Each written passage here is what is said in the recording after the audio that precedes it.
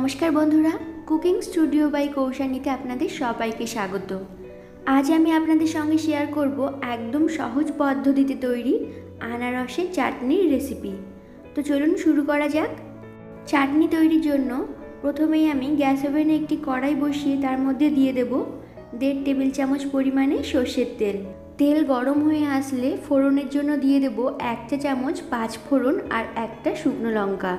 एरपर आमी एकटी आनारस आगे थेकेई भालो करे धुए छाड़िए एइभावे छोटो छोटो टुकरो करे केटे निয়েছি।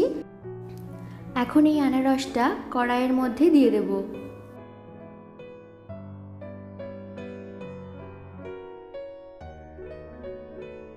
আনারসটা দেওয়ার পর সবকিছু একটু নাড়িয়ে চাড়িয়ে নিয়ে দিয়ে দেব স্বাদমতো বিট নুন আর হাফ চা চামচ হলুদ।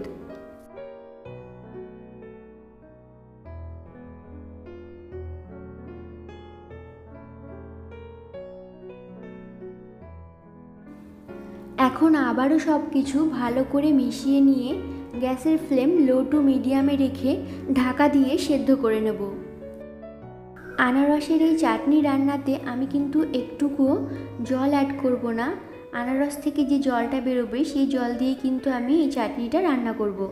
6 মিনিট পর ঢাকনা খুলে আনারসটাকে এভাবে একটু নাড়িয়ে চাড়িয়ে নিয়ে এর মধ্যে চিনি অ্যাড করব। আমি এখানে 1.5 কাপ পরিমাণে চিনি অ্যাড করেছি।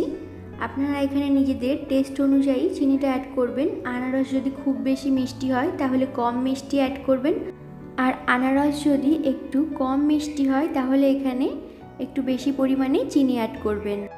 এখন আমি এর মধ্যে কয়েকটা কিশমিশ আর কাজু বাদাম দিয়ে দেব।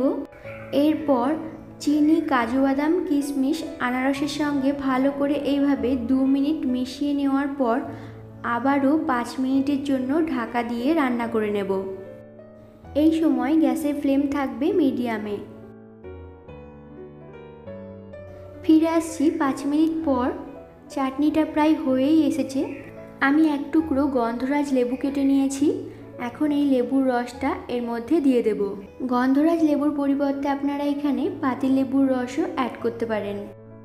সবশেষে চাটনিটা দেখতে সুন্দর লাগার জন্য আমি এখানে একটি শুকনো লঙ্কা ছোট ছোট টুকরো করে কেটে নিয়েছি।